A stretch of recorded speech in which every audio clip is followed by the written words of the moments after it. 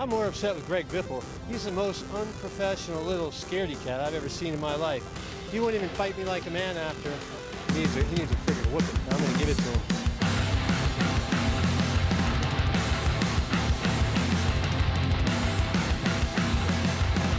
Good day, race fans, and welcome to the Intentional Wreck Podcast, the podcast made by race fans for race fans, from the casuals to the lifelong gearheads. My name is Jeff, and I'm here with my fellow hosts Corey and Finn, and you can find us on YouTube, Spotify, and iHeartRadio under the name Intentional Wreck. You can also find us on Twitter under the handle IntWreckPod. Wow, it has been a while since we've talked to y'all. What's up, boys? This is one of those times where sometimes life comes at you fast, and life came at pretty much all of us pretty fast there for a while, so we ended up having to take a little break, fairly impromptu. But that leads me to the fact that I've got some news. So today's episode is going to be our final race recap, season recap, kind of button up everything that happened in the final week of the NASCAR season, but also how things led to that. And we want to make sure y'all know to keep an eye on us as we're rolling in towards the next season of NASCAR, because we are changing things up a little bit. We're going to switch our format to one that allows for maybe fewer podcast episodes, so it won't be a weekly episode type of situation, but we are going to be putting out more content. We're trying to expand things out a little bit, expand the social media reach, as well as kind of break down some of the segments that we've done throughout the year into their own unique pieces that will be a little more palatable and fun to watch, and not something that kind of gets jammed into an episode, and really allow those kind of things to shine. So make sure you're keeping your eyes and ears open. Look out for us on the social media pages. We will update, we will add content, and it should be a lot of fun. Next season, we've got a lot in store for y'all, so please stick with us, and thank you for sticking with us as we go now. Now, we have officially concluded the NASCAR season, and just like everybody expected, Ryan Blaney is your NASCAR Cup Series champion. Let's go. Just as Finn and I had predicted, and Corey Let's denied. Let's go. No, let's give Corey his chance in the sun here. He definitely hit this one. Please take your moment. It wasn't. I didn't call a Blaney championship. I didn't call a Blaney championship this year. I'm gonna be the first to admit that. However, I did call a Buescher championship at the beginning of the playoffs in that episode that was like 3 months ago. But there's something going on here where the Fords are strong at Phoenix, right? And it's 2 years in a row now where we've seen a guy kind of come out of nowhere in a Ford, do well at Phoenix, and here we are, the championship. Another and here we are with the Penske championship. come in and Another do Penske. it. Yep. So you love to see it. I mean, the whole Blaney, for Blaney to win the championship on the year that we started all of this, and my first full year of fanhood, after that was like the big running joke for so long. Oh, it just does my heart.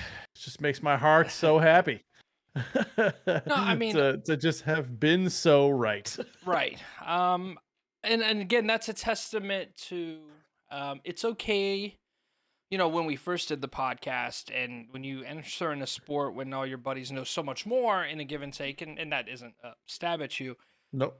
Totally get There it. is what it is. It brings a sense of validity of just challenging old thoughts and biases and things like that. And just like having a fresh set of eyes. And it, we didn't deny that Blaney was quick last year when we were having those conversations, but it was all about, can he get over that hump? And I want to say it isn't just Blaney, but also Byron this year. Both of those guys kind of hit the point where it was like, okay, and they're maturing. And we talked about it before. NASCAR drivers used to come into this sport. They used to enter the Cup Series in their like 26, 27-year-old years. And then it was in their early 30s that we saw them kind of hitting their stride and really breaking out. Now the expectation for a Cup driver is to be broken out by the time you're 23, 24 years old, and you've got Right. 3 years in the car. And NASCAR at this high level, especially against the likes of Denny and Martin Truex and Hendrick guys and Larson, and you got to find, you've got to be mature. You got to be able to handle things. And Blaney did a really good job at calming himself down. I'm sure we're going to get into the actual race recap here soon, but he very well almost raced the tires off of those things pretty unnecessarily with Ross Chastain. Did a good job at setting himself, calming down. But I think Blaney did a good job. I can live with this championship. He was a multiple race winner. He won the 600. He won Martinsville. That's good. It would have been way better than like last year if he like would have scooted in and then had not won. It's also the only time in recent history that the champion has not won the final race. And if there's anybody, 5 years, I think. right? And if there's anybody that's more like more fitting to not win the race but win the I wanted to kind of touch on what you were talking about before with when younger drivers are coming in. I know for me, into my first foray into NASCAR, you really kind of saw a little bit more of that development. Is that you'd see somebody you'd spend a year or two in the trucks, and then spend a year or two or more in Xfinity, and then, or even if they came up as they were a quick starter, they'd come up to the Cup Series, and it would take a little while before they got there, and the big hot shots that were making their way up, those were the ones that all of a sudden they were getting into the top tens and the top fives, more often within their first couple of seasons, even if the equipment wasn't quite there. A lot of that still played a role. But I think there was a lot more of the general, more traditional development format, even so much as 10, 15 years ago, than you see now. I mean, you really have a quick flash in that pan to show yourself in the Cup Series now. But what we also see that ends up being a little bit different is that we will see guys come up, get a debut in Cup, run either a season or a half season and get some experience there. And either they're doing what the team wants them to do or they're not. And then they'll go spend a year or two in Xfinity and get another shot coming right back up with another team or get a car once, things cycle out a little bit. So there's just it's a little bit of a different format. There's back in my day, it's not really that so much as we're just watching the way that the sport evolves. I mean, the attention span is a little bit different, and the climate is a little bit different than it was at the time. So, your time to shine once you actually get into the Cup Series, it's a different atmosphere now. Yeah, I'm curious. Well, Go ahead, Corey. Blaney is in. I'm looking it up now. He's 29. He's in his 8th full-time season. Right. So it's not like he's like some spring chicken. You know what I mean? Like he's kind of in that 29, 30, 31 zone. Right. And he's tied this year for the most wins in the season for him at 3 and winning the championship. So wait, what? Yeah. He has a 3-win season prior to this year as well, according to Racing Reference. Did he have 3 wins this year? He did. I saw the 600 Martinsville. What else did he win? Let's see. Blaney won Dega as well. He did win the top. That's right. Yeah. Yep. Finn wasn't happy that one. I remember that one distinctly because he was basically saying he was screwing over Bubba all left and right on that one. I remember. No, I don't think that was the race that I don't think that was the race that he quote unquote screwed Bubba. I don't think him or Blaney won that race. I think he won that second Dega race. That's okay. Then yeah, you're right. Yes, it was the playoff Dega race that he won. That's what it was. Okay, I was thinking October of the 1st, where he went to go through the block and that was ended up going down. They both got out. So. No, I didn't. He's not old, but this is the expected time for a guy like Blaney. Whereas we're holding him to the standard of like, oh, you're 28, you should be in your prime. Like, it's not going to be like that. And the question now goes in the discussion, like, all right, well, what does a champion mean? Before we kind of hop into the recap a little bit, but like, I still, and it's not because of Blaney. This is something that I feel just across the board. NASCAR is obsessed with their Game 7 moment, but if every series is a Game 7, then let's just play the 7th game. Does that make sense? If you're going to guarantee that a series is going to go to Game 7, like in baseball or basketball, just play then do the one and done. Like it doesn't really do any, like, I don't know. It just, the stakes of a Game 7 matter more when there's sweeps and there's other things. And I don't know. It Right. doesn't really Well, work it's hard for to say that NASCAR. that applies in NASCAR. That's where it gets different. I mean, the reason why you play a series in, for example, like I'm one of the first ones to say that to me, the hardest road to a championship, in my opinion, is the Stanley Cup. Yeah. In playing 4 7-game series back to back to back to back in an attempt to be, you could literally be playing 28 games, like back to back of a sport that's going to tax you in a way that a lot of others don't. That is nothing against any other sport, and some of that involves some of my own preference liking hockey, but at the same time, I'm not the only one to make that claim. But what I'm getting at is it's hard to apply that to a sport like NASCAR, where it's hard to you don't have unless you're gonna do like, we're gonna run this same track 3 times in a row and see who fares better of that consecutive back to back to back type of race. It's not the same. It's not the same deal. This isn't really a comment on whether this format is good or bad, but it's more so along the game 7 moment aspect. It's hard to Right. have a game 7 if you didn't have games 1 through 6. Well, you also have to win some games in the first 6 to get to a game 7, right? And in Exactly. NASCAR, you don't have to do that. So William Byron, like the playoffs total in 10 races, William Byron could have won the first 9 races in a row and still not been the champion because the Hendrick cars showed up to Phoenix and did not run well. Right. Like, I mean, that's just the nature. Blaney could have been 5th, 6th, 3rd, 2nd, 10th, whatever. As long as you're in the top 4 at the end of the day, and that final race, that's the only one that counts anymore. Well, look at what happened with Bubba on the other end. You're talking about a guy who came into the playoffs with virtually no points. Yeah. And still found a way to creep his way through a Get through a couple little bit, rounds and find a way to, be fairly Right. high in the standings, all things considering. I mean, Right.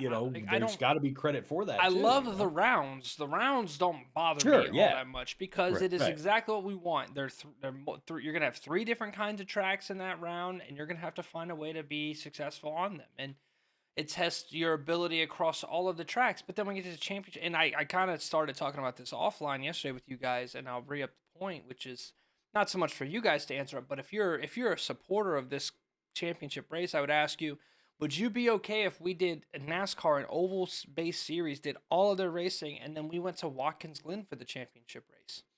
And you would be like, No. no. That That would make no so sense. obviously favors the road course guys. That is only like a part of NASCAR, not even what we would consider the core of NASCAR. I said, all right, cool. What about Dega? What if we did Talladega? And everybody would go, nah, there's too much skill, luck, combo involved with Rex, and it would just be awful for the racing But product. that's Okay, and that to even me. then, I don't think it should Is be. there a perfect track then? No, that's my thing. There's no way to encapsulate what it means to be a NASCAR champion. Should be, again, I don't hate, for what it's worth, I don't hate the season ports format, and I don't hate a reset. Like, just take it back to what it was. Reset at the chase. You get your playoff drivers. You reset points. Stage points can help spread the gap. And then you say, okay, final 10 races of the year. Let's go. Most points at the end wins. Most points at the end wins. That's the point of points. It's starting to feel like, whose line is it anyway at this rate? Like, the points don't matter, or they're all made up. Like, Well, so here's one thing that I think is reasonable to bring up to that same point. Do you think, one, that 10 races is too much, and do you think the field is too big? Like, because those would be factors. Like, if they were going to change something about the format as it stands as a playoff format, that would likely be the first 2 targets that they're going to look at, right? Is that they're probably going to look at the size of the field, and they're likely going to look at the length of the actual like playoff series in and of itself. And I kind of wonder, and I bounce back and forth on that because I see the merit in each one, but both of those factors play into a lot of what you're talking about with how this ends up shaking out and how somebody has an opportunity to run the playoffs, not win a single race, and still get there. Right. and still potentially win. Well, I think a way that you could do it is wins no longer guarantee playoffs, but wins are a major points boost in that realm. More of a points boost than they currently are, right? So that way, instead of this, like, again, because I look at a situation like Ricky Stenhouse should not be a playoff driver. Respectfully, like, what are we doing here, right? Is it respectfully? No, Michael McDowell. I'm glad you won a race. You shouldn't be a playoff driver. Again, like, you just dog water all year long. But like, who would have been in if it wasn't for those three guys who kind of quote unquote stole a race? You're talking about the 14th, 15th, and 16th best driver in Right. the series. Right. Yeah. I feel like the fact that we allow 16 in is a lot, and then so what I'm Well, kind of it's 12, right? No, you're right. 16. 16, 12, 8. Right. Like that's 4. that's Yeah, over okay, half the field. I feel like that's a bit. I don't hate it being 12. I don't hate it being, just kind of get rid of that first round. And again, wins don't guarantee, but wins matter more within the point structure to getting you. So that way, hey, we're gonna set the top 12 in points at the end of the year, and you're gonna get a boost in your points based on. Now, granted, when we reset, I don't want wins to matter. That's what the whole point of playoff points are, for stage wins and things. If they're gonna maintain that, then fine. So once we reset, you get your playoff stage points, and then that's it. And they don't carry on through round. It's just, we're gonna go, because Right. you think about a situation like if somebody were to get, like, all right, let's say we reset to 12, and then somebody wins in the playoffs, they get eliminated in round of 8, but then they win the next or the round of 12, and then they win the next 8 races in a row, and by points would win. Like if they're gonna race every week, allow it. What if you turn it? I don't really care about the idea of eliminating drivers. Once you make the playoffs, because we're not a series that cuts guys out, you're not racing anymore next week. Once you make, in my mind, once you make playoffs, you're in the playoffs. Go for it. The points are going to sort you guys out. You're going to end up mathematically eliminated. Well, what if you flip it on its head? So what if you take, instead of the format now where it's multiple races, then one? What if you flip that on its head and say the round of 16 is one race and you cut off to 12 and then move to the rest of the playoffs, and that the championship could constitute 3 races? And still, But you run into the same problem though. It's in principle, it's the same thing, because you're losing, the kind of root of what Finn is saying, I think, is guys should not miss out on a championship because of one race.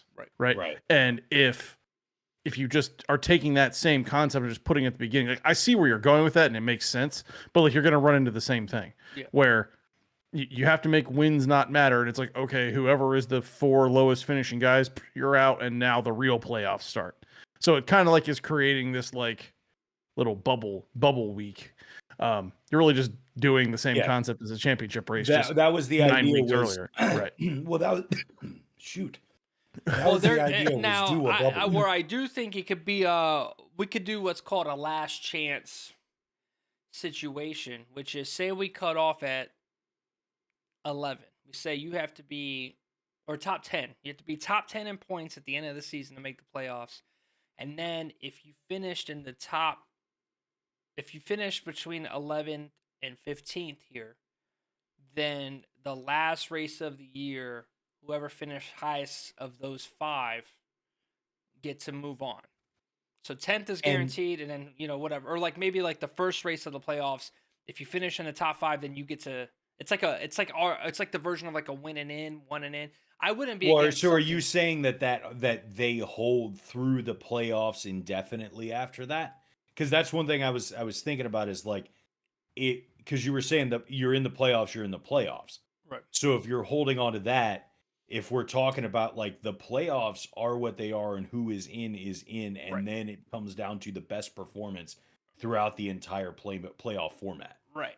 And I think, and then the playoff races need to change a little bit in that realm, right? It shouldn't be the same, same race every year. And now we can have Phoenix as the final race, because if you like Phoenix because of its location for the final race of the year and whatever, because of weather, like that's fine. But just like Phoenix is just not that good of a track to be the one all anyways. And there isn't a Here's the single thing one. though. Phoenix is awesome to a new watcher of NASCAR. Right. They don't understand like racy and you have to be able to pass and all of that. Right. But like I was sitting there with my buddy Colin watching the race, who does not watch racing, right? Mm-hmm. And they're restarting and he's like, holy shit. Like Right. they're like 6 wide. I'm like, yeah, dude, this is just how they roll here. And the thing about having it at Phoenix, right, is anything can happen on those restarts. And what you didn't get this year was any cautions in like the last 40 laps. Right. So it was just Blaney chasing Chastain and then Larson and Byron 3 seconds behind them both. Right. I So found myself watching like they're at the end during those last 25 to 30 laps. I found myself during that time going, so when is it when's the happening? caution? Like, Yeah. when's the I caution seriously going turned to down? Colin like 20 laps to go. And I'm like, there's no way they're going to go green to the end. There's no way. Yeah. And then they did. And well, I mean, Kyle spitting out was pretty much the make or break. And for what it's worth, as we talked about the different formats, it was a good race. So I guess we can turn It was. to the race itself. So obviously, like Bell being knocked out, like it just sucks. Like one brake rotor and like the championship is done. I don't know. That's what kind of rubbed me raw. I really felt like that's like the prime example of a situation. Like, and contenders out. Also, we gave Fox a lot of shit. NBC like became Fox for a day for the championship race. They really did. That was awful. It was a lot of commercials. That was Yeah. awful, bro. It just tone deaf to what makes, like, I just hope there's TV deals. Can we just do something to where we could just get rid of this shit? Like, what are we doing? Dude, you literally, they're going to commercial when there's a pass for the lead. Oh my God. Like, that's incredible. Yeah. Like, and Yeah. you know what? One time they did call it off. They were going to commercial and it's like, there had to have been somebody screaming, like, no, like, we're here to Yeah, watch That the was race. one of those same things that we Yeah. just obliterated Fox about, and NBC deserves to get rid of that. Coming one just back from commercial to see Yep. Chris Bell, like, and championship contenders out. Like, bro, So- what other sport when would they- you, like, there's no other sport that you can come back from, like, they would be like, all right, welcome back to the game. LeBron James scored 7 points in the last 3 minutes. You missed it all because, what the fuck are we doing? Yeah. Well, Like, what are we doing? one thing about that is when Bell wrecked, the NBC reporter, I forget who the pit reporter was making the implication that the brake rotor blowing up was Bell's fault to Chris Bell. He's going, well, were you on the brakes too hard? Like, were you doing this? Were you doing that? And it's like, you could see Bell kind of like, are you seriously asking me that right now when I just had my championship hopes dashed? You're asking me if I, professional race car driver, blew up a brake rotor? It's like, dude, there's more to it than that. But Right. it was definitely the most sort of meh broadcast that NBC has put out, I think, so far this year, which is a shame because it was a championship. Was it Worldwide Technology? That was a race that did a lot of like brake rotors exploding and things, and it's Yeah. a similar track, Yeah. right? Really flat, really hard on the car, and yeah, it was like, well, I don't know. It's just weird because Caution due to pyro. Yeah. right. There's just so many things that they could improve, and they just don't. But yeah, NBC had a really rough day. So I was actually pretty interested going into the weekend. Byron and Larson qualified pretty quickly, pretty in the top. I think top 5 each, with I think Byron on the pole, and then Blaney did not have the speed. And then neither did Bell, and then they were working their way up through the field. I was very impressed, and for what it's worth, Blaney didn't steal a win in terms of the championship. He was, without a doubt, the fastest car. I very impressive. There was the moment where he was kind of behind. I think it was all 3 championship contenders, like Larson, Bell, and Blaney were all kind of near each other, and Blaney went to try to pass, and he couldn't. Larson blocked him, and he had to back off, and even Bell was able to pass him. And then, I don't know if you guys saw, but Bell and Larson were going, and then because normally, as you talked about at Phoenix, when you take the restart, they all fan out towards the bottom. But normally, after a couple laps of that, they stay around the yellow line. They don't take that angle down. But no, these two were side by side, and Blaney kind of got some speed and just threw that thing down there. And it's so cool to see two cars side by side, and then one car just kind of go, I'm all the way down here. Yeah. Passed them both. It wasn't even the driving only through a parking lot. right. It wasn't the only time that it happened where Blaney catches Ross Chastain and he's struggling to pass, and then Truex catches him. So Blaney comes back and like, all right, cool. He raced the tires off. And it just seemed like at about 25, 30 laps, the 12 car would just like flick on and be like, okay, so I'm a second faster than everybody. Yeah. It was absolute smoke show. Now, how did you guys feel? Normally, and Corey, this is more for you, less for Jeff.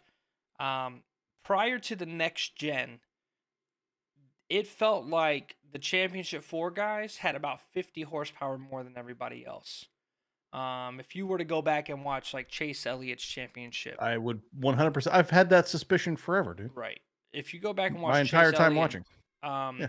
the 3 championship drivers looking at the front, Elliott had to start in the rear because of some changes that he made over practice and qualifying. And when I tell you he was clearing the field with ease, you remember like you play NASCAR Heat and they're just like all slower? Yeah, it was like that for Chase Elliott. He was flying through the field. The only car that can compete with the Championship 4 that day was Jimmy Johnson, and that was because it was his final race. So I'm pretty sure that he got some juice too. They gave him that juice, but there's that suspicion that for the last race of the year, there's a little bending, right? But next gen, I also didn't know that the Championship 4 are automatically the first 4 pit boxes, or they get the first 4 choices. I did not know that. I didn't know that either. It has nothing. They normally like, qualify up front anyway, right. so I just kind of assume. Right. They didn't this time though. Blaney was 15th or something. Right. But But no, that definitely makes sense. But it seems like with next gen that has not been the case. They have not been the clear out faster cars. So this is kind of the first time in a while we've seen the Championship 4 have to kind of battle it out. There was a time when like Jimmy won his 7th where Larson was leading the race late, but Larson just kind of got out of the way a little bit, kind of let Jimmy go. I think Jimmy might have started ahead of him on a restart or passed him. Larson didn't race him hard. And Jimmy ended up going on to win that championship. But Ross was racing. Yeah, he was not racing. around. And there's a lot of funny in-car footage of Blaney. I've never seen this in the heat of the moment, especially in a track where they shift. I've never seen somebody be driving and go in the in-car. He's literally going, and he flicked him off too. He was like, gave him the finger, and he's just driving. I just thought it was so funny. It's like us, like us in traffic. Like, what are you doing? Yeah. Except at 140 miles an hour. Going into downshifting into Phoenix turns at that speed. So I thought that was funny. But what are your thoughts on Ross racing him? If you're Ross Chastain, are you not letting him clear you, racing him side by side, or are you moving out of the way? Does this apply to? I don't know if the same logic applies to other drivers aside from Ross in this instance too, right? Because that's kind of his jam. Like if it was Justin Haley up there, he's moving over. Well, right. But it's the other thing is do we think it was a what Ford? Ross does? Do we think it was because of the talk with Hendrick of like whatever of Chevy drivers screwing over? Do you think it was maybe a little bit of that? Like, hey, he's a Ford. Ford. Could be, except you would expect, at least I would expect that if that was the reason, that he would have been intentionally not just blocking, but like slowing him down. Oh, well, not like there's a difference. I think there's a difference between respect between Chevys and yes, I agree, and I don't think he did that. I don't think he was slowing him down. Yeah, I think just being a hard Ross pass. Chastain wanted a dub. That's what it boiled down to. He wanted his win. Right. That team is kind of in flux. If you're Daniel Suarez, you're probably sweating watching Ross win another race in Trackhouse equipment. But yeah, no, I don't think there's anything necessarily wrong with that. It was close though. They're on a knife's edge, right? Where if he was slowing him down on purpose, if Ross was the one initiating contact, I would have an issue. I watched that entire exchange very, very closely because I was half expecting, like everyone else was, for Ross to just punt him, right? But he didn't, and Yeah, you know what? Blaney didn't have to win the race in order to win the championship, and he knew it. And his crew chief, to his credit, was in his ear like, dude, chill out. You Yeah. do not need to pass this guy. As long as Ross was making the speed, right? As long as Ross was going fast enough that Blaney could stay ahead of Larson and Byron, I have no issue. Right. Don't Now- slow him down. Yeah. Just keep it moving. And Yeah, so there's just no direct interference Yes. there. Right. He's just racing. and Yeah, I and he don't was. I don't think I don't think Larson and Byron got within 2 seconds of those two cars during that exchange. So I think that's fine. It was a great race. Like that battle for first was captivating because it was a guy in the championship and a guy not in the championship. It's like, what's going to happen? How does this dynamic work? It's cool to see two guys that are championship contenders shoot it out, sure. But if there's going to be anybody that wasn't a championship contender up front messing around with the drivers, you love for it to be Ross Chastain. Yeah, Get in there. Get weird. You just with love that. it. Get weird. Denny would have been good too, up there. But Denny's like, old enough to know. Denny's old enough to Yeah. know. Denny would have raced him clean. I'm a notorious anti-Denny guy, but he would have been fine. Wasn't there a little bit of a spin right in front of the leaders?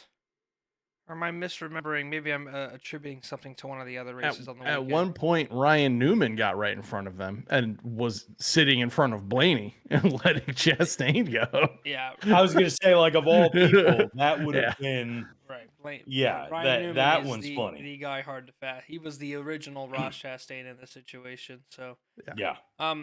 Corey, something you brought up before we went live was what was going on with Hendrick Motorsports. And Nothing good. simply put, I just don't think that this is a track that really fits their style, right? They're not very quick here. You look again, I mentioned worldwide technology, but like they didn't really nail the setups there either. New Hampshire didn't exactly impress. Now, granted, Byron did win this race, the Phoenix race, in the spring, but if I'm not mistaken, that was one of those races where I felt like he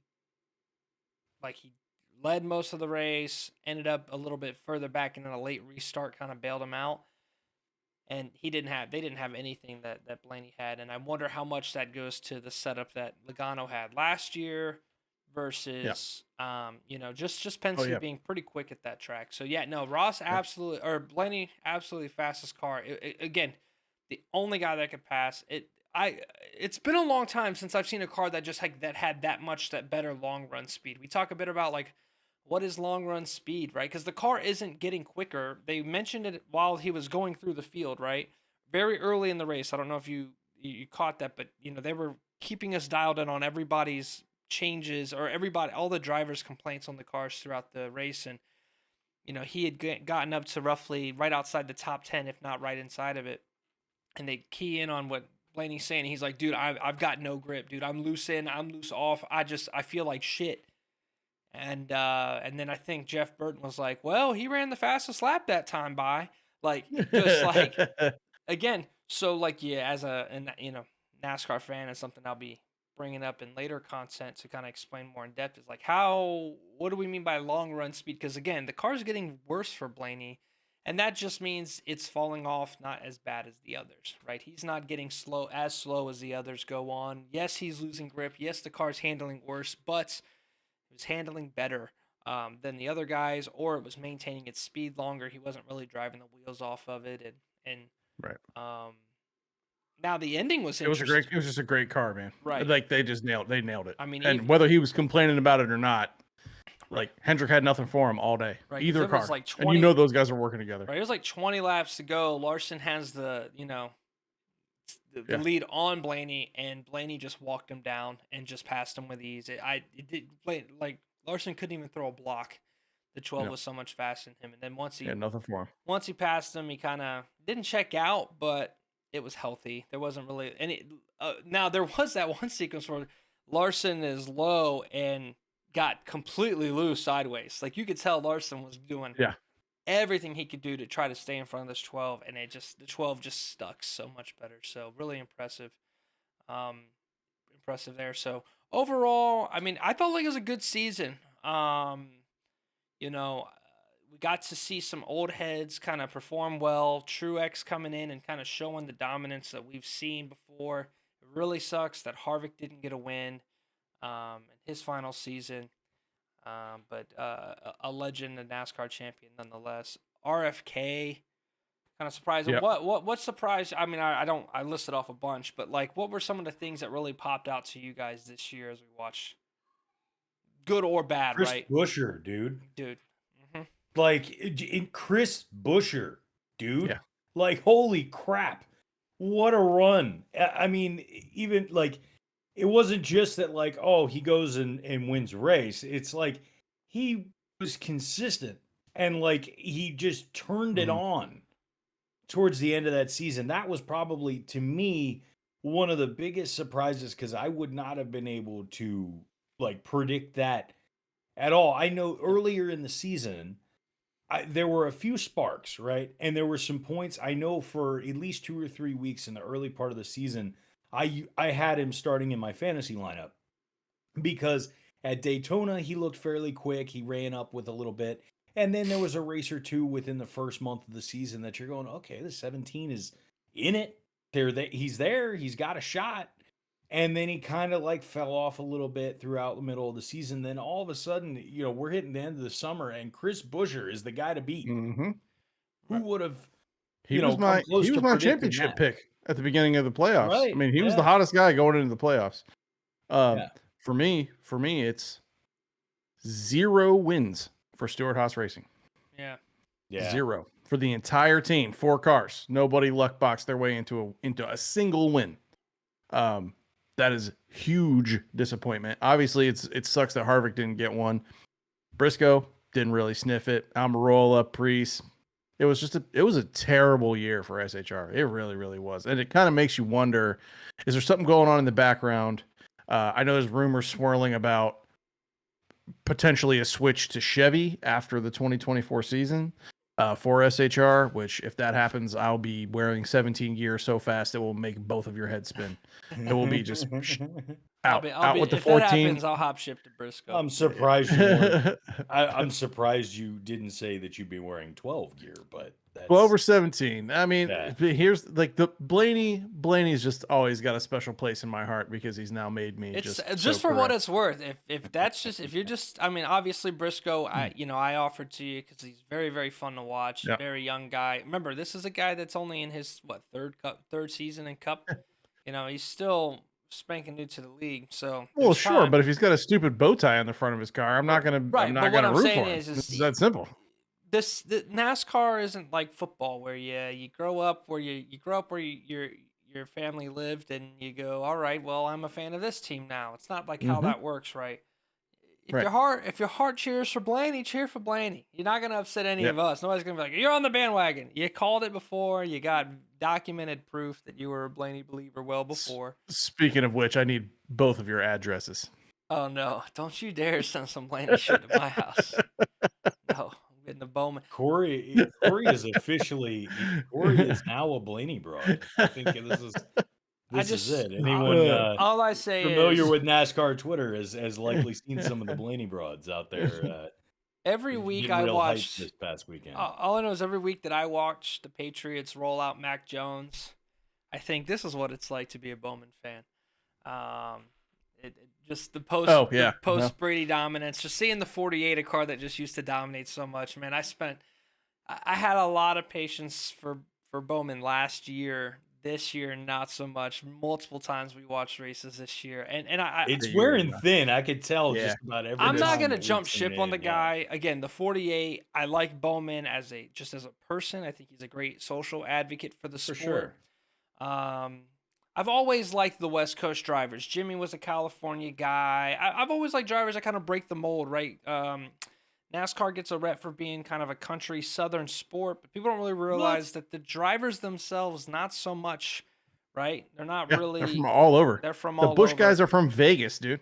Right. So I like me Just some West random. Coast guy. I like Bowman. He's a good dude. So I'm not gonna be jumping ship, but we demand excellence in the 48 shop, and that's not what the 48 and the 9 produced this year. Yeah, The how about that 9 surprise? Looked awful to end Yes, the season. That's the big Yes. one, right? The 9 like, looked. injury aside, Yeah. dude, how many chances did Chase Elliott have after coming back to do what everybody expects Chase Elliott to do? And Right. he did not. It was not Not impressive. even close. As bad of a year as the script writers could come up with for the 9 car this year, bar none. Like it's not Yeah. going to be worse than that. No. So, man, that is a wild one. I would in a million years, if any of the three of us had not put the 9 car in our playoff prediction at the beginning of the season, we'd have just been slapping each other, dude. Because there's no way. Right. Should absolutely have been in Yeah. the playoffs and was not. Didn't even win a race in the playoffs. Didn't Didn't even really sniff one. didn't even touch the top 5 in the playoffs. His Yeah. last top 5 was Daytona the day before. He didn't Yeah. again, for what it's worth, right? You look at from Daytona to the Charlotte Road Course, right? I got the stats. 4th. This says finish, right? Okay, yeah. I was like, let me make sure I get the 4th, 8th, 6th, 7th, 11th, 7th, 9th. That's fine, and then just abysmal to end the season. And I get it. The Hendrick shop was focusing on the guys that were in the playoffs to an extent. It wasn't awful earlier in the year, 7th, 3rd, 5th, a weird 34, 5, 4th, 3rd. But I'm going to be honest with you, man. I think he's, Chase was known as being like one of the best road course racers. And for what it's worth, he did finish. He snuck a 3rd out at Chicago Streetways. He was not the 3rd fastest car that day. No, he was Solid not. at Indy. No. Watkins Glen, I think he had some car issues if he didn't get caught up in a wreck. Charlotte, I think that was like what made Chase, right? Like what made Chase was obviously son of Bill Elliott, really solid at all the tracks, really consistent. But then you got to a road course race, and you're like, all right, who's finishing second today? Because Chase Elliott's going to win this race, and he just has not gotten the next gen stuff. Whatever it factor he had in the old cars that found him so much speed. Be it the new brakes, be it the sequential shifting, I'm struggling with my list today. Sequential shifting, maybe, I don't know, maybe balance of the car. He's not able to do it. And I think I'm ready to say, I mean, who would you say the best road course racer in the series is? Tyler Reddick? I think I'm ready to say. Definitely has Especially now that Allmendinger's stepping out. Right. Yeah. Right. Allmendinger probably gets to be up there. I mean, he's probably still on the conversation. I mean, if SVG comes over full time, full stop. But, again, if he doesn't figure that out, Chase Elliott loses the one thing that guarantees him a win every year. And if that's gone, he's got to figure something else out. Again, they had speed. He was fine in some cases, but I don't remember a single race that Chase Elliott was like comfortably the best car in the field, even in races that he wrecked out. I don't remember. None. And same thing for like Bowman, right? Like hell, there was some races where Bowman I'd be like, hey guys, Bowman actually might win the race today, and then it's just like, well, we're back from commercial. Nope. Alex Bowman is spun out. Well, here's the big one when it comes to Chase Elliott that like comes to me is, when was the last time that you could recall a long stretch or sequence of races in which you weren't nervous about Chase Elliott at least a little bit? And I'm not just as a fan of your driver, your team, anything that you're rooting on, like that's a staple. And you're watching NASCAR, you are generally nervous that Chase Elliott is going to find his way past your driver. Right. Because that's what he's always like. That's what he does. At least within the past 5 years, like that's it, right? Yeah. It's just that is one of the things that is just like baffling. It's like, holy crap! I had no reason to worry about Chase Elliott, except when he right hooks Denny into the wall at one point during the season. Outside of that, I had no reason to be nervous about Chase Elliott during the year. Like that's just. I don't know. That just feels so foreign as a NASCAR fan. Right. Yeah. They've got to figure something out. The other 200 cars have got to figure something out because obviously the 24 and the 5 are right now driving like madmen, right? Finishing second and third. I want to take a quick shout out to the Xfinity champion. If you watch the Xfinity race, that was chaos. It was a great race. There was a late caution. Those bad boys the championship leaders were like 4 wide going in. And Cole Custer was able to hold off and stick it. So if you're looking for a fun race, Go back and watch the end of the Xfinity race. A fantastic race. Cole Custer went down. He wins his first championship. That's a huge confidence boost for them. And I'm going to be honest with you. Right now, on the record, if I had to fill the 10 car, I wouldn't go Noah Gragson. I'd refill with Yeah, Cole I'm putting Custer. Cole Custer back in that car. I will take a confident Cole Custer back in the Yep. 10 before I put Noah Gragson in that car. Yes. One, because I don't have anything against Noah Gragson. He didn't impress at Legacy.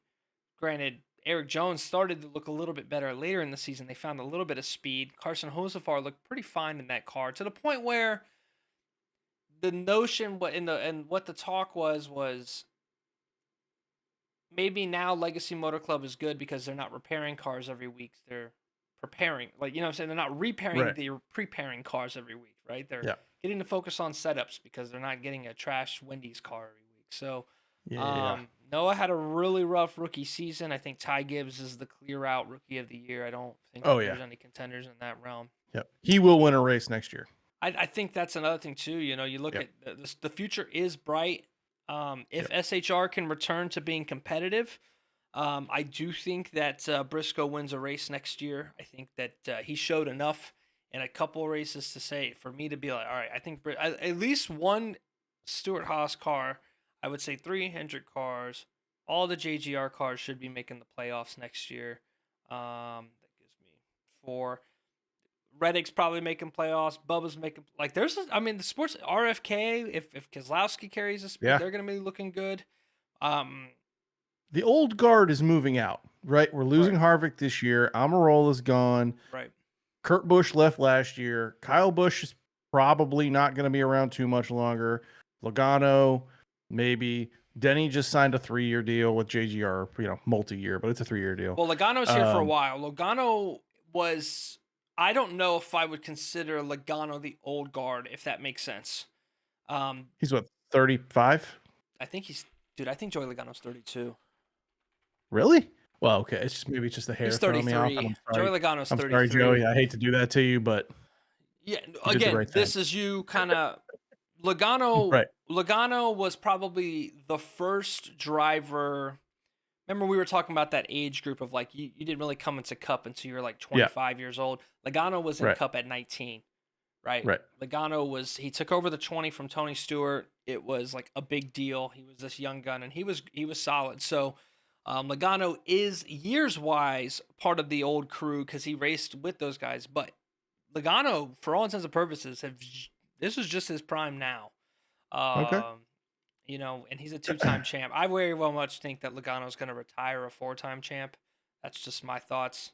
I had a good conversation though with Nate the other day about Truex. He thinks Truex overrated. Truex, missed that one. Truex is a guy. There's guys moving out. You're gonna see these young guys keep coming, dude. Like Ty Gibbs is gonna be on this circuit for 20 years. Right. It's gonna be a long he's time. gonna kill it. He's gonna be great. And John Hunter the stepping future up is next year. mad bright for JGR and all the Toyota teams, honestly. If Legacy can have a jump that puts them in the same realm as Trackhouse, where they're competitive and win a race or 2 a season, that could be interesting. I'm curious to how John Hunter, Nemechek is going to handle the move up. But them being with Toyota and the fact that they found a little speed at the end of this year, I want to note that they dropped the Dark Mustang, right? Ford's changing their stuff. It looks so really sick. good. That's a step in the right direction. Again, Ford, I'm really glad they're doing something because it would be easy to go, wow, Ford's back-to-back NASCAR champions. Why would we change anything? No, they were awful. Logano was awful, right? Like Blaney found speed and won a championship ring. But to think that Ford, like if you took all these drivers right now and said, pick what car every week you want to be in, none of them are choosing a Ford. I would wager every single one's choosing a Toyota. Yes. If you look at the 23 Ford and the 24 Ford beside each other, the 24, the nose is way lower. Yeah. So like it's a more streamlined look where the 23 has that flat nose. So they're going to probably lose some on the bump drafting tracks where you always want the Fords behind you, but they're going to gain everywhere else. Yeah. And I think it's going to be a huge improvement just from the aero standpoint on that 24 car. It's going to be it's going to be sick. That car is so awesome. I cannot wait to see it. Toyota is getting a change. I haven't seen any releases, but I know that they're going to be updating the aero. A Chevy is staying the same, so I don't know how I feel about that. Chevy was quick. I can't off the mind think of how many Chevys were like true contenders every week outside of the 24, the 5. Obviously, the 1 had a little bit of speed on tracks that he was good at. There was a lot of times he was running down Truex at like Dover and Worldwide, and he was obviously quick at that final race. But 47 won Daytona. fuck that car, dude. It's now, as far as how you feel about Chevy potentially not making those changes, does that lie specifically in results, or does that lie with the fact that Ford and Toyota did? I don't Like, know. do you feel like Chevy is like behind, like this is a move that puts them behind the curve because the other drivers, like, or the other manufacturers did? Yeah, again, you don't know, right? Because they can make a change and it goes in the negative direction. It goes south, right? Yeah.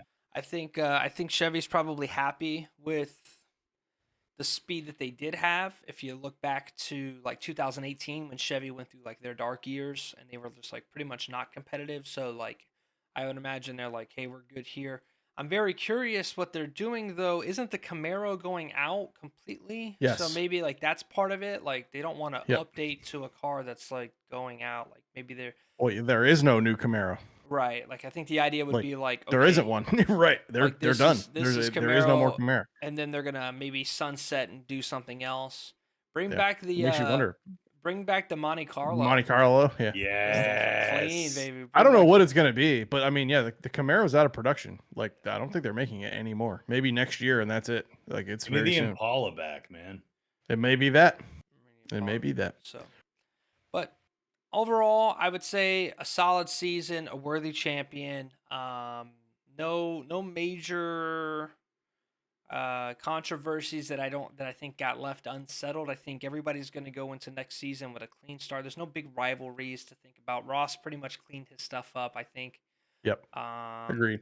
So there's a fresh big start for rivalry Chastain. between Denny Hamlin and championships, but other than that, Sorry, Jeff. yeah, this is probably I thought it was your year, man. I thought it was your year. yes, I really did. Toyota I was thought so it was quick my year every for the week. last 5 freaking years. But I would have been so pumped for you, dude. If Denny was running that race on Sunday, I'd have been rooting for him, just right there with you, brother. Oh, dog, they're like, I wanted that for told me you. Nothing. Every I'm telling you this generation now, needs a like, Mark Martin, man. the and day that's- happens, bro. Like nobody's gonna be able to tell me shit. But I mean, the road. I mean, I argue you're going to be. He's got to do it at this point. I'm all just right, like, my last question to you is: all right, when Denny hangs him up, who's next for you? Are you gonna roll into Ty just be a Gibbs. 23XI guy because it's Denny's ownership, or This man's going to be. that's he'll be in likely the 54 year. direction it's there. That's likely the direction. I mean, more than anything, like, because I already, if it's not Denny, I'm already watching Reddick and Bubba, and your heart decides, right? Yeah, I mean, I'll tell you this, like, Toyota is where it's at for me. Like, I'm rooting for the Camry guys, like, all the way through. So that always happens. I like having that, that backup, right? It's like, oh, Denny wrecks out in the second stage of a race. Oh, let's go Bubba, let's go Tyler, let's go like any of the other JGR guys. Like, having that is nice. But yeah, I get where you're going with that.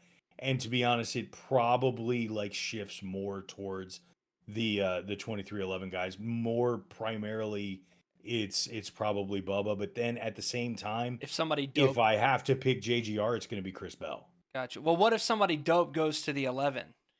Right, that's the other thing you got to consider, right? Like, what if somebody, that is true. I what mean, if somebody 'cause really like, cool takes that man? regardless of what anybody says about Denny Hamlin or about that, like, there's an iconic nature to that car now. Although I wonder how iconic it is without FedEx, because if I wonder. I would wager they bring the 18 back and they sunset the 11, or if Denny were to go to 23XI and finish out there, he keeps the 11. yeah, I feel like because the JGR flagship is the 18, right? So Yeah. So I think that would probably be what ends up happening. They let the 11 go, be it with Denny 223XI or just whoever they bring in. They bring back under the 18 banner after it's been out of the sport for 2 to 3 seasons. that makes sense to me. I want to You make a note. find a Bush or a Labani somewhere, and you. And for what it's worth, Tyler Reddick had 3 wins and finished 14th last year. Kyle Busch, 3 wins, finished 14th this year. So, Strange. just an interesting note there. Yeah. So, RCR having some difficulty. Yeah. Well, Yeah. the Chevy will always be handcuffed if they're going to keep giving Stenhouse and Austin Dillon rides. So, Well, now we get into our predictions for next year. No, I'm just nah, kidding. that's We're not going to do that one to you. That one's Yeah. not going to happen. But see you That's in already Phoenix. we're an hour into this thing already. yeah, it's Yeah. it's been going. I mean, God, I thought we were going to have forgotten how to do this by now, but I Yeah. guess we've cruised through an episode pretty well. And for anybody that's been, putting up with us this season and sticking with us and listening, I can't tell you how much we truly appreciate you, and we look forward to providing you with a bunch more content next year and a bunch more podcasts, bunch more content, and a lot more things to look forward to. You'll get a lot more of us in a lot of different ways, and I think it's going to be a lot of fun. But on that note, I think that about wraps things up for us this week and wraps us up for this season. And I think it's about time to call it. So please make sure you check us out on YouTube, Spotify, iHeartRadio, and our other future platforms as they will be announced under the name Intentional Rec. Please like, share, subscribe, tell all your friends. You can also find us on Twitter at IntRecPod. That's at INTWRECKPOD. Again, find us, follow us. Look forward to the next season and talking racing with y'all. Peace out, everybody. Yep. And keep in mind, See you for the next season. Halloween fall season, Black Cats are bad luck unless you're Ryan Blaney. Then you just hit them and win championships. See you guys next year.